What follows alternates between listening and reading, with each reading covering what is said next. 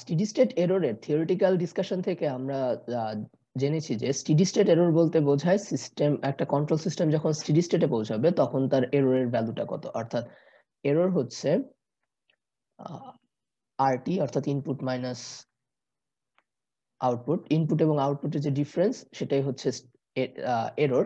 তো স্টেডি স্টেটে অর্থাৎ টি টেন্ডস টু ইনফিনিটিতে ইটি এর যে ভ্যালু সেটাই হচ্ছে স্টেডি স্টেট এরর, ইএসএস। তো আমরা স্টেডি স্টেট এররের ডিসকাশন থেকে যেটা জেনেছি সেটা হচ্ছে যে সিস্টেমের টাইপ এবং সিস্টেমের ইনপুটের টাইপের উপর ডিপেন্ড করে বিভিন্ন ধরনের সিস্টেম বিভিন্ন ধরনের স্টেডি স্টেট এরর শো করে থাকে। যেমন টাইপ 0 সিস্টেমে যদি আমরা ইউনিট স্টেপ ইনপুট হিসেবে দেই, সেই ক্ষেত্রে স্টেডি স্টেট এররের ভ্যালুটা হবে একটা কনস্ট্যান্ট, কিন্তু ইউনিট র‍্যাম্প এবং প্যারাবোলিক ইনপুটের জন্য স্টেডি স্টেট এরর হবে ইনফিনিটি। তেমনি টাইপ 1 সিস্টেমের জন্য ইউনিট স্টেপের জন্য স্টেডি স্টেট এরর হবে 0, ইউনিট র‍্যাম্পের জন্য হবে একটা কনস্ট্যান্ট এবং প্যারাবোলিক ইনপুটের জন্য হবে ইনফিনিটি। এবং টাইপ 2 সিস্টেমের জন্য ইউনিট স্টেপ ফাংশনের জন্য স্টেডি স্টেট এরর হবে 0, ইউনিট র‍্যাম্পের জন্য 0, কিন্তু প্যারাবোলিক ইনপুটের জন্য একটা কনস্ট্যান্ট ভ্যালু।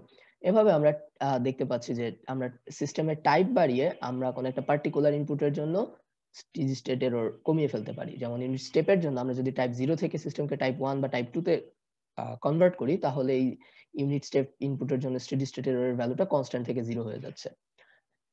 তো এবার আমরা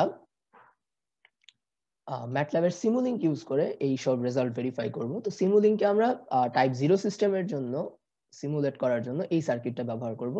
তো এইটি মূলত একটা অপ অ্যাম্প বেসড সার্কিট। এখানে নন ইনভার্টিং সাইডে ইনপুটটা দেওয়া হয়েছে এবং ইনভার্টিং সাইডে আমাদের ফিডব্যাক সিগন্যালটা এসে কানেক্ট হবে। আর এই পোরশনটা হচ্ছে মূলত হচ্ছে সিস্টেমের একটা পোল অ্যাড করবে। তো আর এই পোরশনটা সিম্পলি হচ্ছে একটা নন ইনভার্টিং অ্যামপ্লিফায়ার হিসেবে কাজ করবে। তো আমরা এখন এই সার্কিটটা সিমুলিংকে সিমুলেট করার ট্রাই করব এবং এখানে আমরা ইনপুট হিসেবে ইউনিট স্টেপ এবং ইউনিট র‍্যাম্প ফাংশন দিয়ে দেখব যে আমাদের টেবিল থেকে যে আমরা রেজাল্ট পাচ্ছি সেই রেজাল্টটা ভেরিফাই করা যায় কিনা। সিমুলিংক ওপেন করার জন্য আমরা ম্যাটল্যাবের কমান্ড উইন্ডোতে যে সিমুলিংক লিখে এন্টার প্রেস করব, তাহলে এই সিমুলিংকের স্টার্ট পেজটা চলে আসবে। সেখান থেকে আমরা ব্ল্যাঙ্ক মডেল সিলেক্ট করব। তো সেখানে একটা ব্ল্যাঙ্ক পেজ ক্রিয়েট হবে। সেখানে যে আমরা হচ্ছে লাইব্রেরি ব্রাউজার সিলেক্ট করব।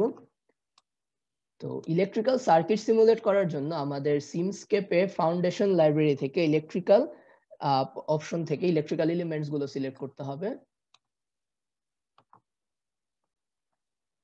তো এখান থেকে আমরা আমাদের সার্কিটটা বানানোর জন্য যা যা প্রয়োজন, যেমন অপ অ্যাম্প, তারপরে অপ অ্যাম্প লাগবে 3টা, রেজিস্টর লাগবে আমরা যদি গুণে দেখি 3 4 5 6 7 8টা, ক্যাপাসিটর লাগবে একটা, গ্রাউন্ড লাগবে একটা।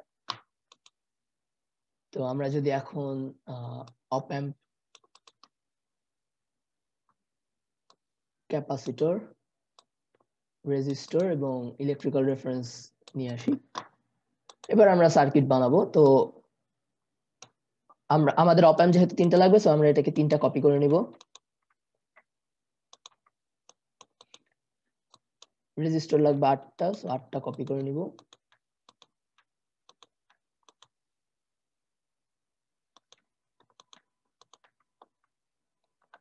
আপনারা চাইলে কন্ট্রোল সি প্রেস করে কপি এবং কন্ট্রোল ভি দিয়ে পেস্ট করতে পারেন, অথবা আপনারা এখানে যে কপি করে পেস্ট করলেও হবে। তো আমরা যদি এখন সাজিয়ে ফেলি,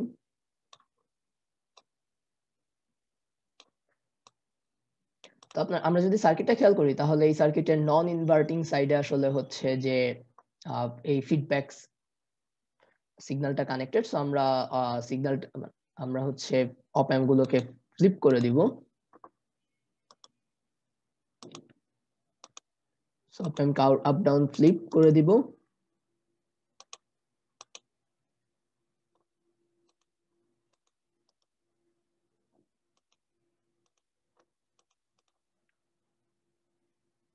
এবার আমরা রেজিস্টার গুলোকে বসাবো।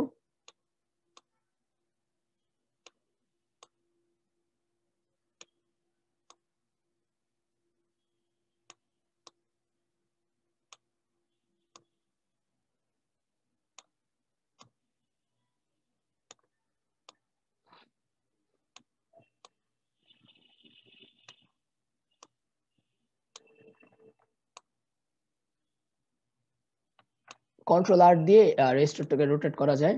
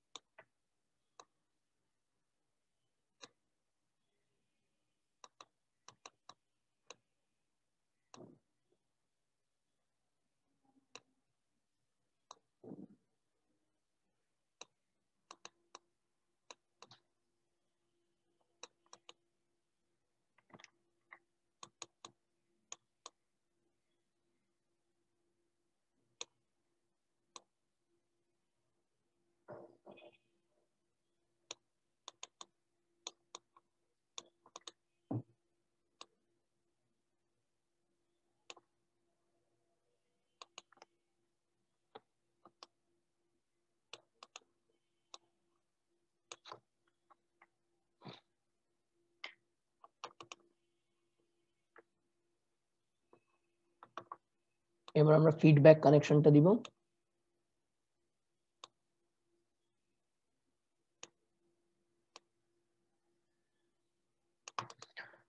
তো ইনপুট হিসেবে যেহেতু আমরা স্টেপ ফাংশন দিব, সো আমরা এখানে যে স্টেপ লিখলে স্টেপ সোর্সটা চলে আসবে, কিন্তু এটাকে আমাদের ফিজিক্যাল সিস্টেমে কনভার্ট করার জন্য আমাদের একটা কনভার্টার লাগবে,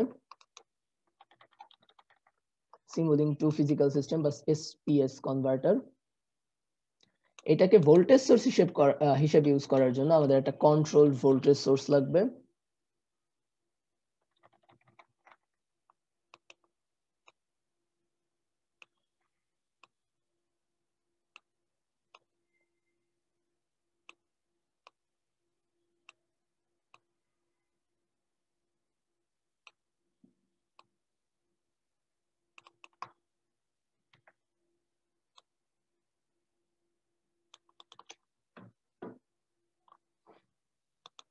এবং এটাকে সার্কিটটাকে সলভ করার জন্য আমাদের একটা সলভার কনফিগারেশন লাগবে।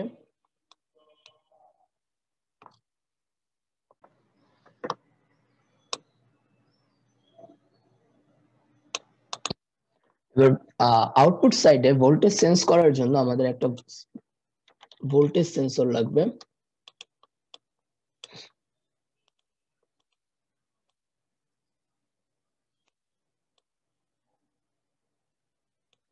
এটাকে ম্যাথমেটিক্যাল ফাংশন বা সিমুলিংক ফাংশন হিসেবে দেখার জন্য আমাদের একটা ফিজিক্যাল সিস্টেম টু সিমুলিংক কনভার্টার লাগবে।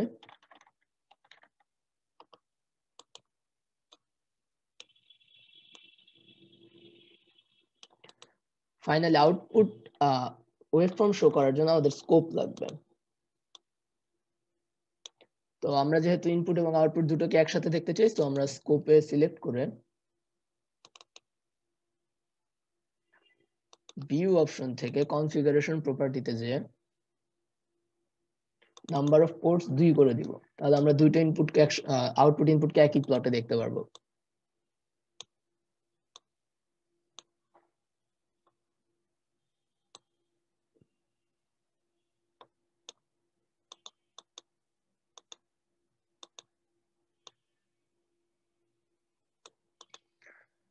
তো আমরা যে স্টেপ ফাংশনটা ইউজ করব, সেটা আমরা যদি সেটিংসটা ঠিক করে নিই, স্টেপ টাইম আমরা 0 দিব, অর্থাৎ 0 থেকে স্টেপটা শুরু হবে।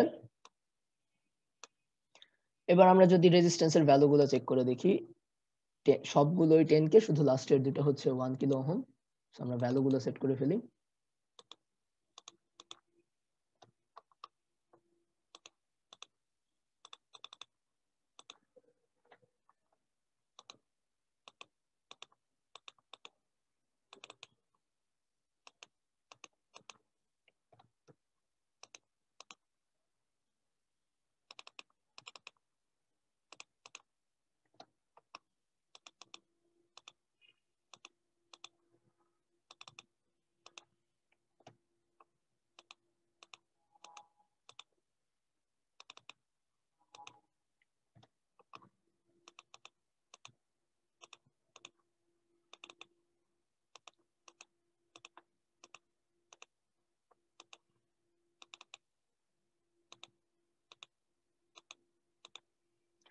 ক্যাপাসিটরের ভ্যালু হচ্ছে 10 মাইক্রোফ্যারাড।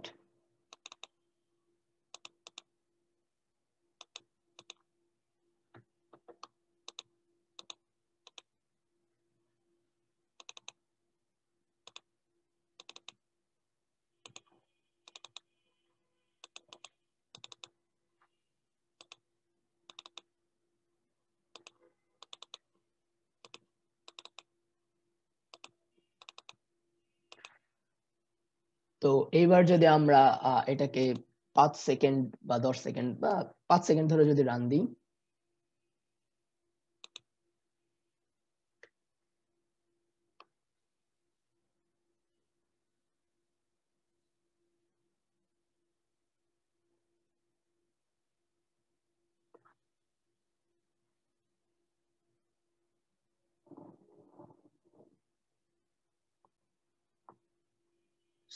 এবার যদি আমরা আউটপুট দেখতে চাই তাহলে আমরা স্কোপে সিলেক্ট করব। স্কোপ থেকে দেখা যাচ্ছে যে আমরা যদি এটাকে একটু মডিফাই করি,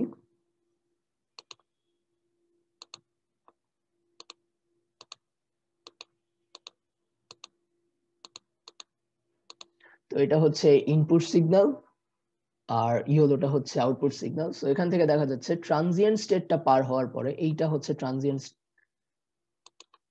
এই পোর্শনটা পর্যন্ত হচ্ছে মোটামুটি ট্রানজিয়েন্ট স্টেটে আছে সিস্টেম, তখন স্টেডি স্টেটে পৌঁছায়নি। কিন্তু স্টেডি স্টেটে পৌঁছানোর পর দেখা যাচ্ছে ইনপুট এবং আউটপুটের মধ্যে একটা কনস্ট্যান্ট এরর রয়েছে, অর্থাৎ স্টেডি স্টেট এররটা এখানে কনস্ট্যান্ট। আমরা যদি এই স্টেডি স্টেট এররটা মেজার করতে পারি,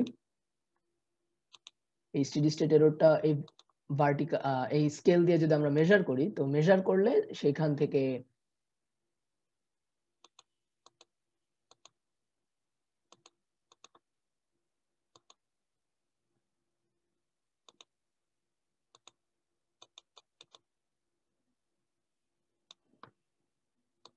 তো এই স্টেডি স্টেট এররটার ভ্যালু আছে 0.498, আমরা এখান থেকে দেখতে পাচ্ছি। তো এই স্টেডি স্টেট এররের ভ্যালু থেকে আমরা এই ফর্মুলাটা ইউজ করে আমাদের কেপি বা পজিশন স্ট্যাটিক এররের ভ্যালুটা কত সেটা আমরা বের করতে পারবো।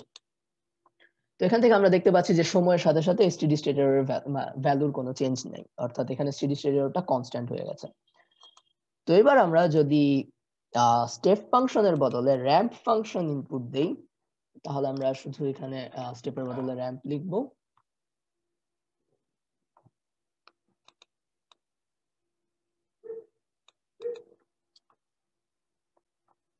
তো এখন র‍্যাম্প ফাংশনের জন্য আমরা যদি দেখি যে প্যারামিটার গুলো হচ্ছে slope 1, start time 0, initial output 0।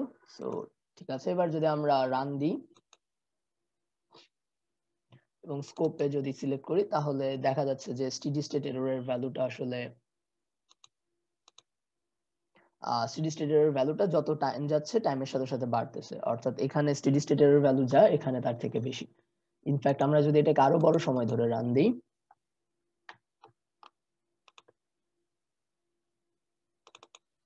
দেখা যাবে স্টেডি স্টেট এররের ভ্যালু আরো বাড়ছে, অর্থাৎ এখানে আসলে স্টেডি স্টেট এররের ভ্যালু আমরা বলতে পারি অনেক বড় একটা সংখ্যা হবে, কারণ এখানে আসলে স্টেডি স্টেট এররের ভ্যালুটা কোনো কনস্ট্যান্ট ভ্যালুতে পৌঁছাচ্ছে না, সো টাইমের সাথে সাথে এটা বাড়ছে।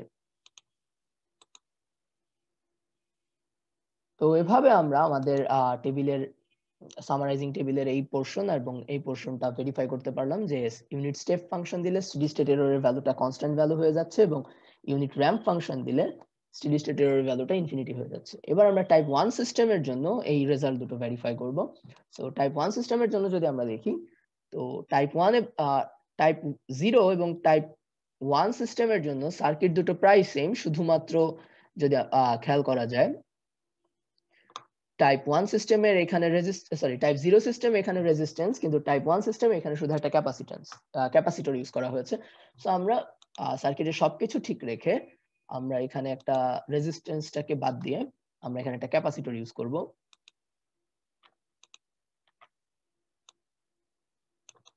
এবং ক্যাপাসিটরের ভ্যালুটা যদি আমরা চেক করে দেখি, সেটা হচ্ছে 1000 মাইক্রোফ্যারাড। সো আমরা এখানে যে ক্যাপাসিটরের ভ্যালুটা 1000 মাইক্রোফ্যারাড করে দেব এবং আমরা প্রথমে ইউনিট স্টেপ ফাংশনের জন্য দেখব। সো আমরা এখানে যে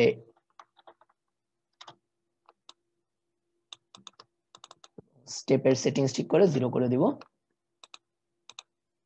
তো এবার যদি আমরা 10 সেকেন্ড 10 টাইম 10 পর্যন্ত রান দিই,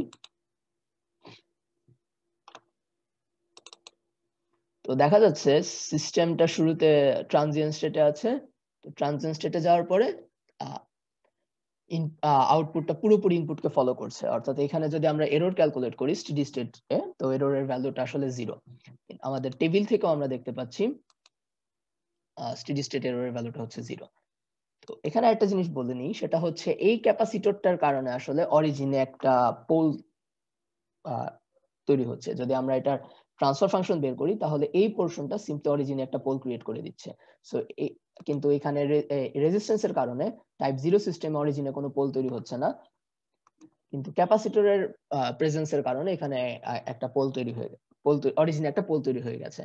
তো আমরা যদি সেকেন্ড অর্ডার সিস্টেম বানাতে চাই তাহলে সিম্পলি এই ধরনের আরেকটা পোল অরিজিনে আমাদের তৈরি করতে হবে।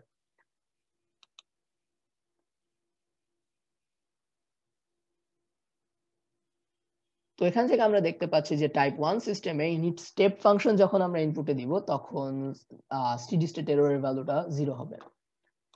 তো এবার আমরা যদি ইউনিট র‍্যাম্প ফাংশন ইনপুটে দেই,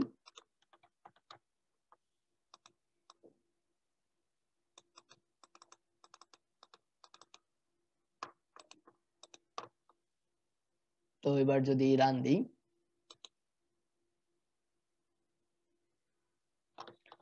স্কোপ সিলেক্ট করলে আমরা দেখব শুরুতে সিস্টেমটা ট্রানজিয়েন্ট স্টেটে ছিল, তো কিন্তু এরপরে যত টাইম যাচ্ছে এই ইনপুট এবং আউটপুট লাইনটা প্যারালাল হয়ে গেছে। তো আমরা জানি দুটো প্যারালাল লাইনের মধ্যে সবসময় পারপেন্ডিকুলার ডিসটেন্স সমান থাকে, সো এদের মধ্যে আসলে ডিফারেন্সটাও টাইমের সাথে সাথে কনস্ট্যান্ট থাকবে। অর্থাৎ এই ক্ষেত্রে আমরা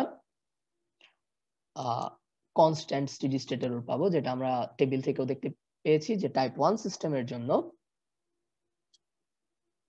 ইউনিট র‍্যাম্প ফাংশন ইনপুটে দিলে আমরা স্টেডি স্টেট এরর পাবো কনস্ট্যান্ট। সো আমরা যদি এই এররের ভ্যালুটা বের করতে পারি, এররের ভ্যালুটা যদি বের করতে পারি তাহলে আমরা ভেলোসিটি স্ট্যাটিক কনস্ট্যান্ট বা ভেলোসিটি এরর কনস্ট্যান্টটাও বের করতে পারবো এই ফর্মুলা ইউজ করে।